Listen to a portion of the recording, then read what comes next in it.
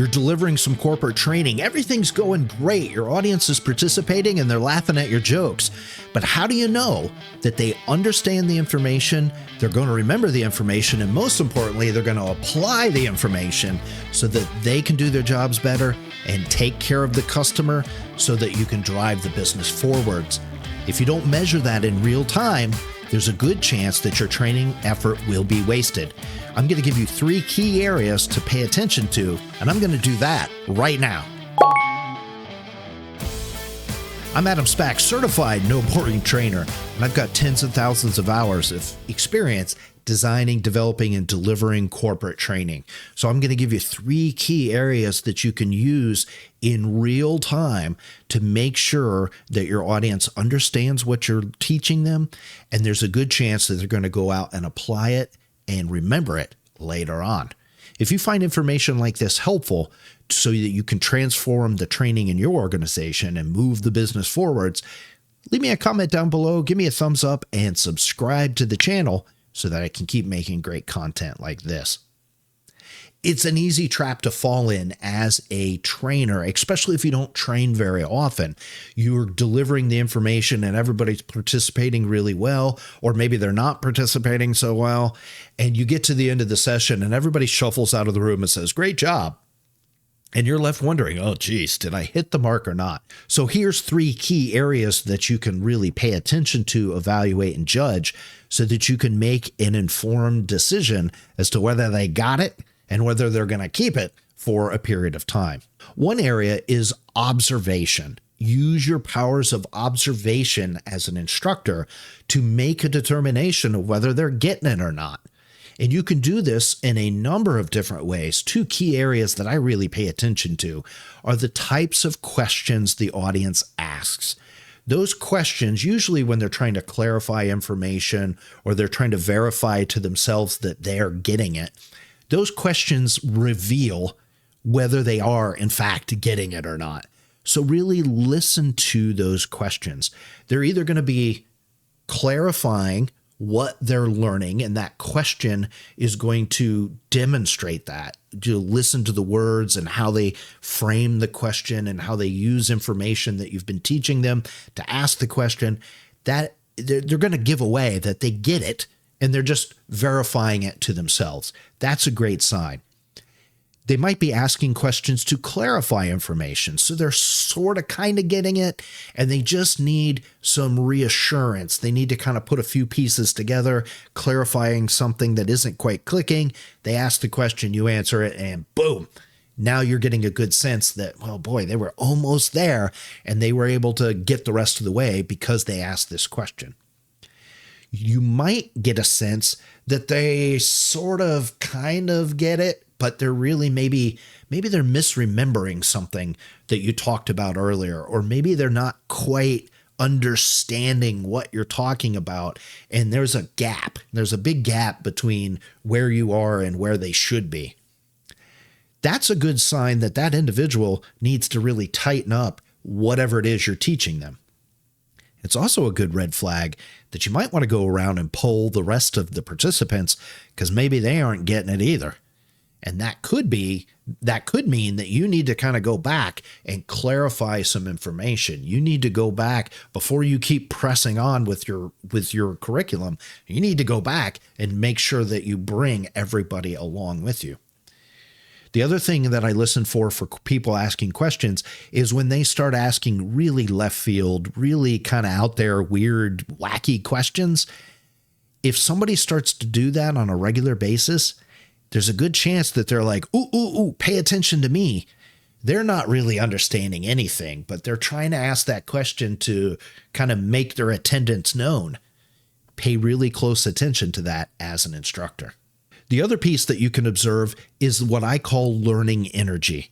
Are they putting energy into learning and participating in the process of learning? One of the pillars of effective corporate training is that they are taking ownership of the learning journey and that they're doing their part of the process. Well, you can start to see that. They will demonstrate that through their behavior. Are they paying attention? Are they leaning in? Are they taking notes? Are they asking those clarifying questions? Are they participating in group activities and group discussions? Are they doing the homeworks if there are homeworks for the session or the workshop? Are they doing all of these different things? In my experience, the people who are visibly demonstrating that they're trying to learn usually are the ones that are going to ultimately understand, retain, and apply information at a much higher rate than those who are not paying attention, not taking notes, looking all over the place. When you call on them, they never really have an answer that's relevant to what you've been talking about. They are just kind of off by themselves, or they're sitting back, arms crossed, all that kind of stuff. That's usually not a good sign. So observe that behavior.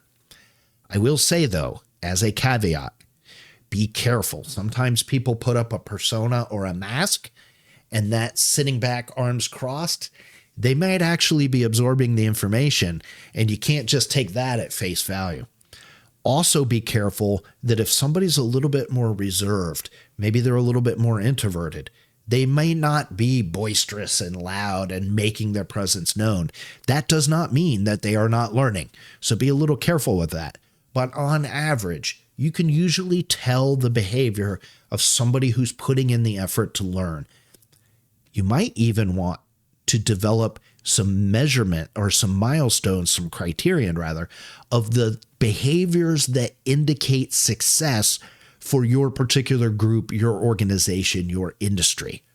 When the participants do X, Y, Z, A, B, and C, generally speaking, that means they're paying attention, they're learning, they're putting in the effort. Develop that little scorecard, again, with the caveat that not everybody that meets that scorecard is learning, and not everybody who doesn't meet that scorecard is not learning. Be a little careful with that. The next bucket is what I call practical evaluations. So you can, instead of just observing, you can practically see and measure that somebody is starting to understand the information and retain the information, maybe even begin to apply the information already in your session. One area is the answers to the questions you ask them. Are they relevant? Number one, are you asking questions as the instructor? Do this in a safe, empathetic, kind, compassionate way. But as an instructor, you should be asking people questions about the information you're sharing in the session to verify that they're understanding, they're beginning to retain it, and they're beginning to apply it. So ask them questions and then listen to those answers.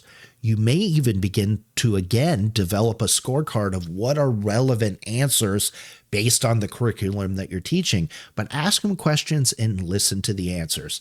They're either going to be factually correct, great. They're going to be kind of close. They're starting to apply the information. They're just not quite there yet. Maybe a little bit of deer on ice, but they kind of got the right idea. That's a great sign. Or are they way over here? If they're way over there, that's not a really good sign for that individual. And you might need to go back and clarify, tighten up some information for that individual. It's also a warning sign that maybe there's other people in the audience who also are over there, and you just didn't happen to ask them the question. So you might need to start polling the audience to get a sense, is there anybody else in the room who doesn't understand the information? And do I need to go back and clarify this for everybody? So listen to the answers to the questions you ask. Pay attention to how they participate in the learning activities. So if you're doing simulations, role plays, hands-on activities, breakout sessions, games, all these sorts of things, pay attention to people's behavior in those learning activities. If they're working in isolation, are they demonstrating that they understand the information? Are they completing the procedures? Are they doing the thing that your learning experience is designed around? That's a pretty good sign. If they're starting to struggle, if the activity is to practice doing a process and they can't complete the process because they really don't understand the information, again, now that's giving you a signal as to whether they understand and are going to retain and apply the information. Pay attention in those group settings. Who's contributing? Who's giving out? Who's giving answers? Who's giving thoughts? Who's giving ideas? How are they interacting? Pay attention to that, because they'll tell you, they will signal to you that they understand the information. They're beginning to apply it. Those are all great signs. Again, develop a scorecard, develop what you're looking for that's relevant to your organization or your industry. And again, be careful that somebody's personality type might be that they kind of hang back a little bit. They're not comfortable in a group setting. So be careful that you're not misinterpreting that for a lack of understanding. The last bucket is the qualitative bucket. This is where you're starting to do actual measurements of people's knowledge, retention, and application of the information you've been sharing. Quizzes and tests are a great way to do this. Just be careful that the questions you're asking are measuring the right things. The questions you ask in those quizzes and tests should not only be recall of information, really important, but you should also be starting to ask them to apply that information. Given based on this, this, and this, what would you do in this scenario? If you don't do the steps of the procedure, what is going to start to happen? What happens when you have to go to step 5A as opposed to 5B of this process? Ask your participants to apply the information, not just recall it. Recall's great. But if you don't ask them to apply the information, there's a good chance that you're just really measuring their short-term memory. And that's not what you want to do. Graded homework can be a great way to measure people's understanding, retention, and application of what you've just trained them on. Give them something to complete outside of your session, and you can have it all laid out that they have to answer questions, complete simulations, write essays, record a video that demonstrates them doing something, whatever. But then you have graded metrics, things that you're specifically looking for, so that you can assign a point value. Did they get an A, a B, or a C using sort of the American scale? Graded homework could be a great way to measure this, especially if you give them that homework after the session ends, and maybe sometime after the sessions ends. And then now you're really measuring, did they retain the information all the way to the homework? And then were they able to apply it? Side note, the same thing applies to those quizzes and tests I talked about a minute ago. You can not only give them a quiz or test in the session, give them a quiz or test a week later. And again, you'll measure whether they remembered the information, let alone applied it. Timed exercises can be a great way to demonstrate whether somebody knows information or whether they can apply information. There's something amazing that happens when you put human beings under just a little bit of pressure. And when I say pressure in a corporate training setting, of course, I'm talking about HR-friendly, safe, in a kind, empathetic way, but you're expecting somebody to demonstrate that they know and can apply information, and you're going to put them under a little bit of pressure. Role plays can be great for this when you have somebody do the role play in front of the entire group. That little bit of perceived pressure can separate whether they know it or not. Time is another way to do it. A timed exercise can be a great way to demonstrate whether somebody knows information or can apply it. So come up with the exercise and come up with the appropriate amount of time that makes sense. But timed exercise is a great way, great tool for a trainer to use. Graded simulations and practical exercises are another great way to measure people's understanding and long-term retention and application of the information. Coming up with a scenario, a simulation that people have to go in and complete, or a practical exercise, and coming up with the metrics that you're going to use to grade and evaluate that, that can be a fantastic tool so that you do your training session, and then at the end, you do this graded exercise or graded simulation, graded role play, graded group activity, something like that. Takes a little bit of time on the front end to set all that up, but that can really show you not only are they able to do the thing, but you now have milestones, metrics, something qualitative to measure to say, hey, this was a great performance, rock star, great job, you've graduated, here's your certificate, thanks for coming. Or, hey, you know what, this was pretty good, but we've got some areas, opportunities for improvement. Or, ooh, Maybe I blew it as a trainer and I didn't do a good job. And now you as the participant have failed the exercise, but you failed because I didn't train you appropriately.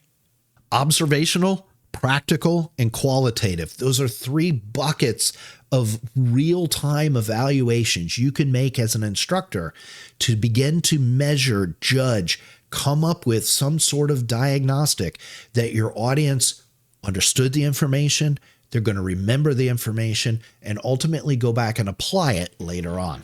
What do you do in your instructor-led sessions to measure all this? Let me know. Leave me some comments down below. If you found this helpful, please give it a thumbs up and subscribe. And be sure to visit noboringtraining.com. All sorts of resources there. Blog posts, video channels, free courses, and then obviously products and services that are all designed to transform your corporate training to drive real business results. Thanks for watching, and as always, at No Boring Training, we get results, not yawns.